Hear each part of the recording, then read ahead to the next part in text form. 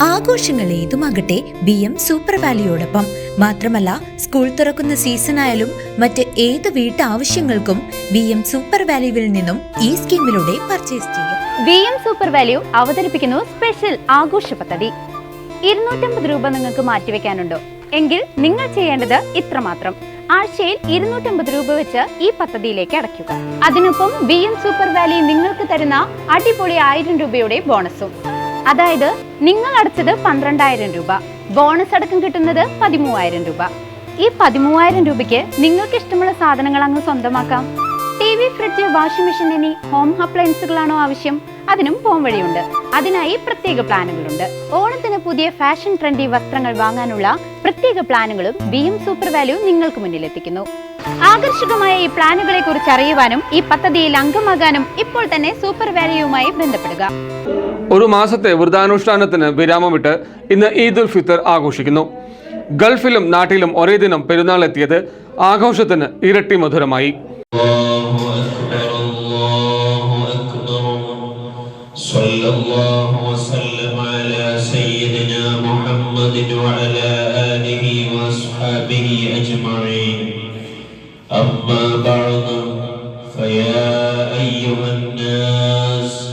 أوصيكم عباد الله وإياي بتقوى الله فافعلوا ما أمركم الله وانتهوا عما نهاكم الله إن يومكم هذا يوم عظيم ويوم عيد كريم. ഒരു മാസത്തെ വ്രതശുദ്ധിയുടെ രാപ്പകലുകൾക്ക് ശേഷം വിശ്വാസികൾക്ക് ഇന്ന് ആഹ്ലാദത്തിന്റെ ഈദ് ഉൽ ഫിത്തർ. ഗൾഫ് രാജ്യങ്ങളിലും കേരളത്തിലും ഒരേ ദിവസം പെരുന്നാൾ എത്തിയതിന്റെ സന്തോഷത്തിലാണ് ഇസ്ലാം മതവിശ്വാസികൾ. ചെറുതുരുത്തി പയങ്കുളം റോഡ് 1-ാം മൈലിലെ നുസ്രത്തുൽ ഇസ്ലാം മസ്ജിദിൽ ഈദാഘോഷങ്ങൾ വിപുലമായ പരിപാടികളോടെ നടന്നു. പ്രഭാതത്തിൽ റാഷിദ് സൗദി ബാങ്ക് വിളിച്ചതോടെ വിശ്വാസികൾ പള്ളിയിലേക്ക് ഒഴുകിയെത്തി. തുടർന്ന് നടന്ന പെരുന്നാൾ നമസ്കാരത്തിന് ഖത്തീബ് അബ്ദുർ റഹ്മാൻ അസ്ഹരി നേതൃത്വം നൽകി. ലോകത്തിന്റെ വിവിധ ഭാഗങ്ങളിൽ യുദ്ധക്കെടുതി അനുഭവിക്കുന്നവർക്കായി പള്ളികളിൽ പ്രത്യേക പ്രാർത്ഥനകൾ നടന്നു. യുദ്ധങ്ങൾ അവസാനിച്ച് സമാധാനം പുനഃസ്ഥാപിക്കണമെന്ന് ഖത്തീബ് ഈദ് സന്ദേശത്തിൽ ഓർമ്മിപ്പിച്ചു. നമസ്കാരത്തിന് ശേഷം പരസ്പരം ആലിംഗനം ചെയ്തും ഈദ് ആശംസകൾ നേർന്നും വിശ്വാസികൾ സ്നേഹം പങ്കിട്ടു. മധുരപാനീയ വിതരണവും ഗ്രൂപ്പ് ഫോട്ടോ എടുക്കലുമായി ആഘോഷം ഗംഭീരമായി. പള്ളി president MK Muhammad master, general secretary Hamsa പുറക്കോട്ടിൽ, ട്രഷറർ മുസ്തഫ കിഴക്കെ പീടികയിൽ എന്നിവർ ആഘോഷങ്ങൾക്ക് നേതൃത്വം നൽകി.